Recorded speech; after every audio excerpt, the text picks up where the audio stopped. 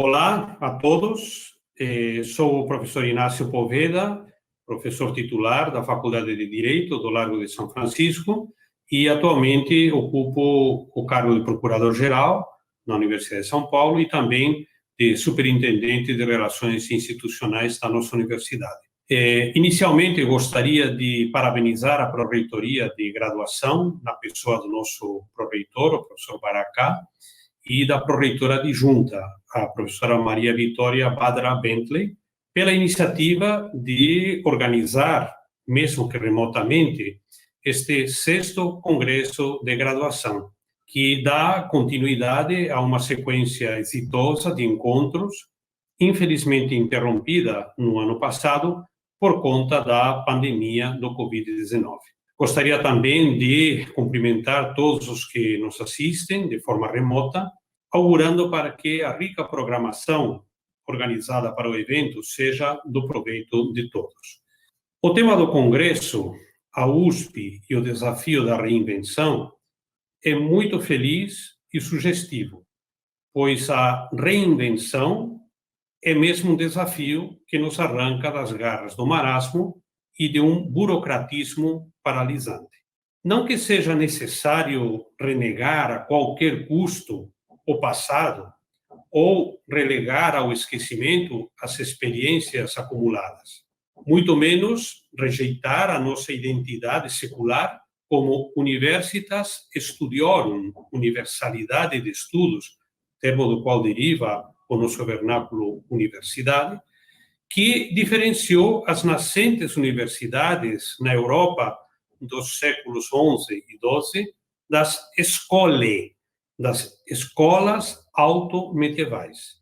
A universidade, entendida como um espaço de ensino, aprendizado, de multi- e interdisciplinaridade, de pesquisa na fronteira do conhecimento, de discussão e livre manifestação do pensamento, da arte e do saber, deve permanecer assim ao longo dos séculos, pois essa é a sua essência. Reinventar-se supõe encontrar novas formas, novos modos de alcançar os objetivos acima elencados, o que se torna necessário em função das transformações sociais, políticas, econômicas e tecnológicas pelas quais passa a humanidade. Mas, frisando, sem perder a nossa identidade enquanto universidade.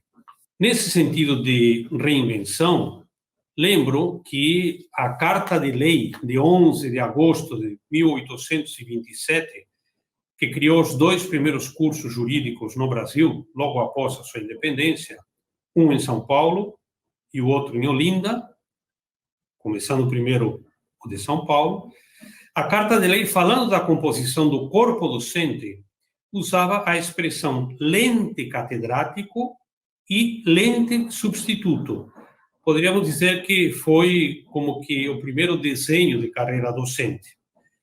E isto porque, à época, o professor era o lente, ou seja, aquele que lia o texto da aula. Claro que, naquele tempo, sem a profusão de material bibliográfico do qual dispomos hoje, o trabalho e o mérito do grande professor era o de fazer uma pesquisa atualizada sobre o tema da aula e apresentá-la aos seus alunos na forma de um texto escrito que era lido por ele, lido, daí lente, algo que para nós hoje não é muito, né, o nosso dia a dia. Se isso é assim no tocante à metodologia do ensino e à utilização de novas tecnologias, particularmente em relação ao ensino de graduação, ou seja, hoje, em termos de metodologias, nós temos que lidar com uma realidade totalmente diferente para poder lidar com os nossos alunos, transmitir a eles, né, as informações, os conteúdos e assim por diante. Mas se isso é assim no tocante à metodologia do ensino e à utilização de novas tecnologias, sempre e em qualquer tempo, a necessidade de se renovar. E aqui eu faço um parênteses para lembrar que quando eu comecei a lecionar, bem jovem ainda, na Faculdade de Direito do Largo de São Francisco, eu utilizava, lá pelos idos, né, final dos anos 80, começo dos anos 90, utilizava nas minhas aulas transparências e retroprojetor. E eu era, por isso, considerado, à época, um professor moderno, um professor antenado, né? Imagina, né? Hoje em dia, retroprojetor, transparências, né? Nem o PowerPoint mais, né? Agora temos aí o Prezi, enfim, a gente se serve de outros recursos. Mas se essa atualização é normal e até necessária, épocas como esta que nos está tocando viver, de pandemia, nos forçam a rever as nossas rotinas e, nesse sentido, a nos reinventarmos.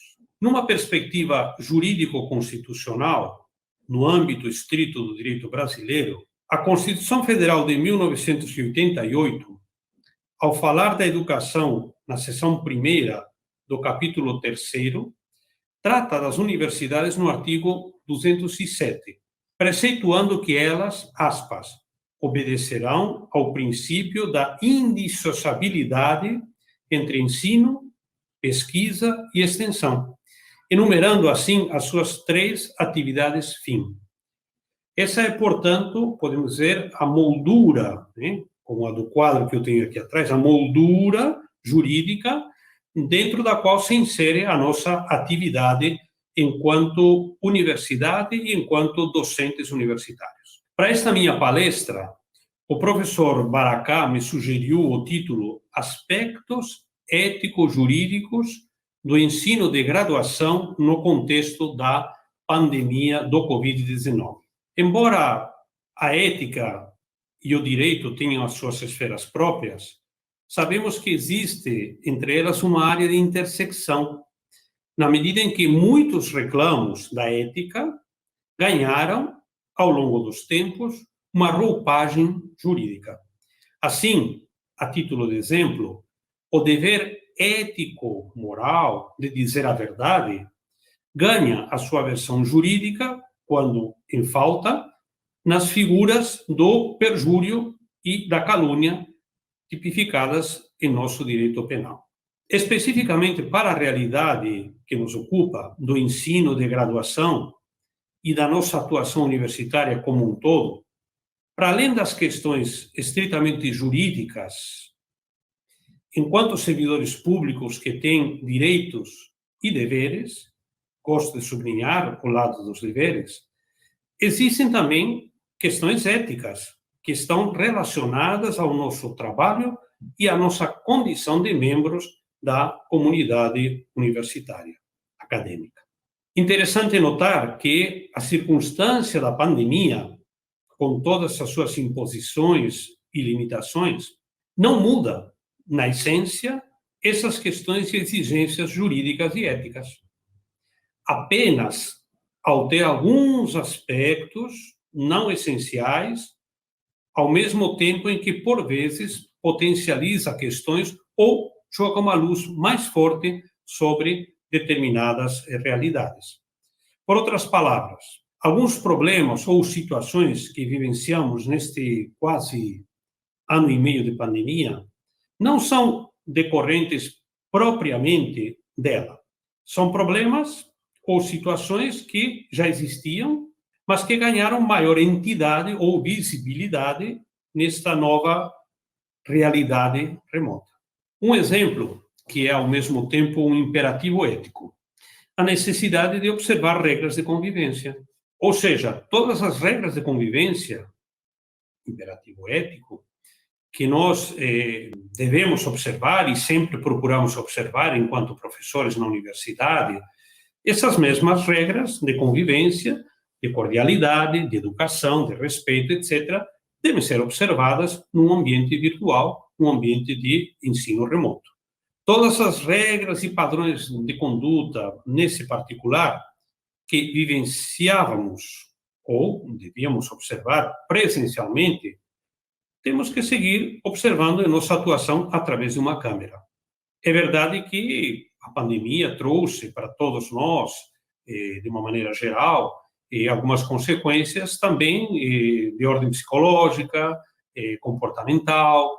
As pessoas estão, por vezes, cansadas, esse cansaço, às vezes, traz consigo uma irritação, mas aí é que entra, né, para nós, enquanto professores, esse domínio de si, essa preocupação e esse sentido do dever, daquilo que nos cabe em termos de um comportamento correto, cordial, educado e assim por diante.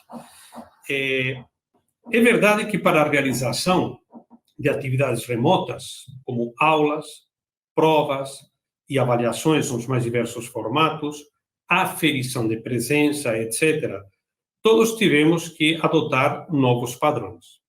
E, nesse sentido, a Procuradoria-Geral da Universidade de São Paulo deu e continua a dar suporte jurídico para a edição de resoluções dos diferentes conselhos, do Conselho de Graduação, do Conselho de Pós-Graduação, de Pesquisa, de Cultura e Extensão Universitária, que disciplinaram a forma de implementar essas atividades. E todos nós, né, temos dado as nossas aulas de maneira remota, né, terminei agora há pouco uma aula da pós-graduação na Faculdade de Direito, e as pró-reitorias, através de resoluções, com o apoio da Procuradoria, possibilitaram essas atividades, por exemplo, no tocante às aulas ou no tocante à realização de bancas, de mestrado, de doutorado, de qualificações e assim por diante.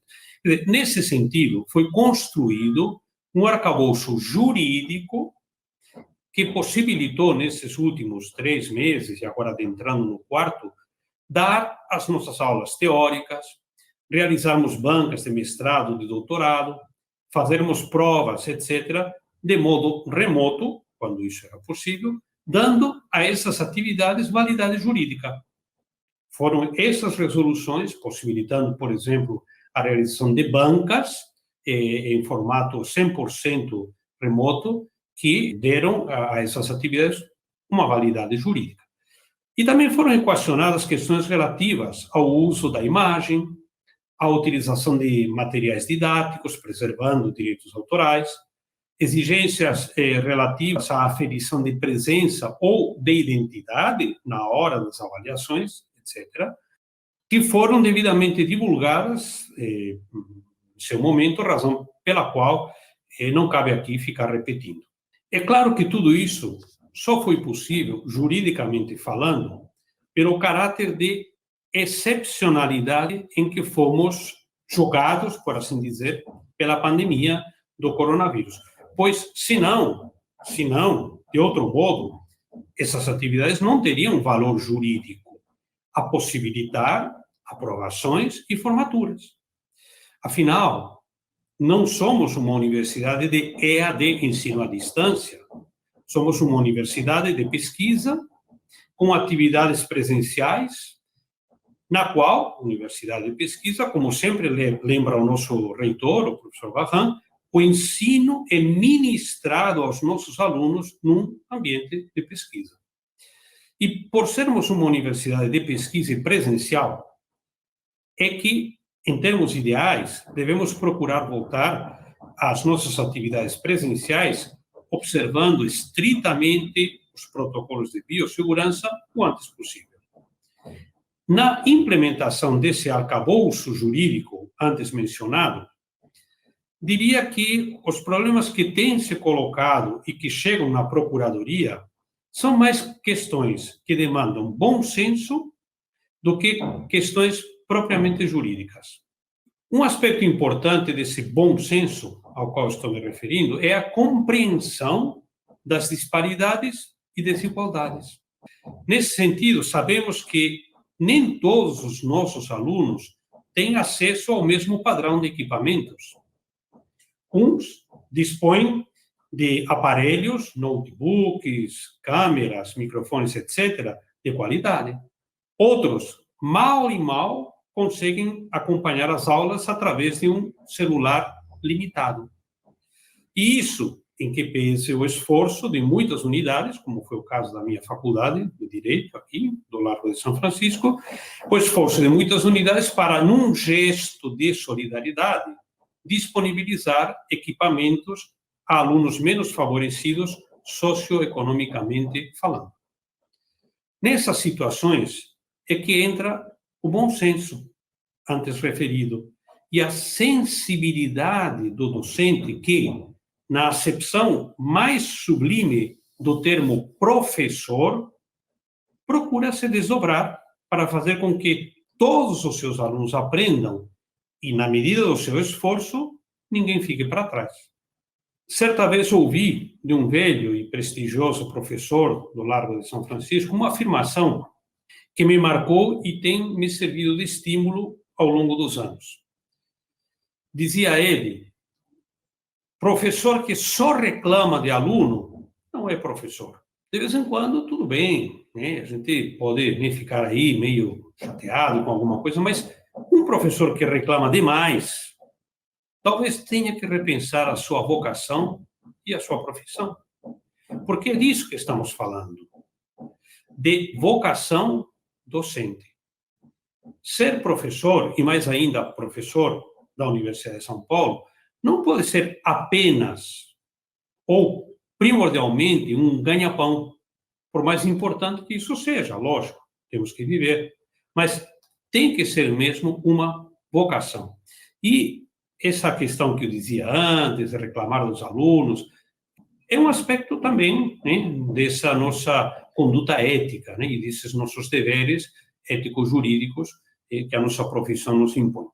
No mais, se é verdade que temos direitos, os quais sabemos exigir, e com razão, é também verdade que temos, enquanto professores, enquanto servidores públicos da Universidade de São Paulo, deveres éticos e jurídicos a cumprir. Temos as nossas aulas para dar, que trazem consigo o dever de prepará-las bem. Temos também o compromisso da constância nas nossas atividades, da assiduidade, da pontualidade, etc. Deveres estes que também se aplicam aos alunos e que cabe a nós, enquanto docentes, exigir. Mas lembrando daquilo que diz o ditado popular, que Frei exemplo é o melhor pregador. Para nós exigirmos, e faz parte também da nossa obrigação, como docentes, dos nossos alunos, nós temos que ter moral para exigir, nós temos que ter exemplo.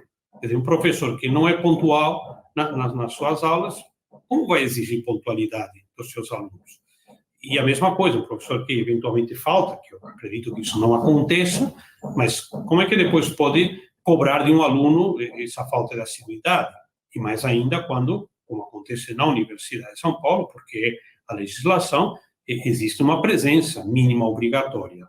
E a mesma ideia se aplica a todas as demais atividades que desenvolvemos na universidade, isto é, a necessidade do exemplo. E o exemplo é um dever ético também. Só para destacar um pouco mais os aspectos jurídicos da nossa atividade docente, não será demais lembrar que, em 2016, o Conselho Universitário aprovou a Resolução 7271, de 23 de novembro daquele ano, mais conhecida como Estatuto do Docente da Universidade de São Paulo. Nesse estatuto, o Conselho buscou consolidar as normas vigentes a fim de facilitar seu conhecimento e aplicação por parte dos seus principais destinatários, nós, os docentes da universidade. Naquela época, em 2016, eu ocupava o cargo de secretário-geral da universidade e, portanto, acompanhei muito de perto tanto os trabalhos do grupo de trabalho, o GT, nomeado pelo então reitor, professor Zago, para elaborar essa normativa, como também toda a tramitação e aprovação no âmbito do Conselho Universitário. Disposições sobre regimes de trabalho, processo de ingresso no regime, a regulamentação na universidade do estágio previsto, estágio probatório previsto no artigo 41 da Constituição Federal de 1988, a definição das atividades simultâneas ao exercício no RDIDP, no regime de dedicação integral à docência e à pesquisa, as quais foram, no Estatuto, separadas claramente entre aquelas permitidas, as vedadas e as sujeitas a credenciamento. A vinculação da progressão horizontal ao progresso de avaliação periódica do docente, eliminando a duplicação de avaliações, como acontecia no passado, e com a indução de uma maior coerência entre os projetos da unidade, do departamento e do docente. O tema dos afastamentos, das licenças temporárias do RDDP e outras questões foram lá no Estatuto do Docente disciplinadas. E é bom que as recordemos com frequência para melhor desempenho do nosso trabalho. Como toda norma jurídica, o Estatuto do Docente da Universidade de São Paulo é perfectível. E, por essa razão, sugestões para o seu aperfeiçoamento são sempre muito bem-vindas e necessárias. Bom, desejando que as considerações singelas, porque, como eu disse, não era o caso de entrar em detalhamentos, nem de repetir normativas que já são no conhecimento de todos, porque foram divulgadas, mas desejando sinceramente que as considerações que aqui trouxe agora tenham sido de alguma valia, encerro aqui a minha fala agradecendo a presença e atenção de todos os participantes deste 6º Congresso de Graduação da Universidade de São Paulo, parabenizando mais uma vez a Pró-Reitoria, nas pessoas do professor Baracá e da professora Maria Vitória, pela iniciativa, e desejo a todos um bom prosseguimento nos trabalhos do Congresso. Abraço.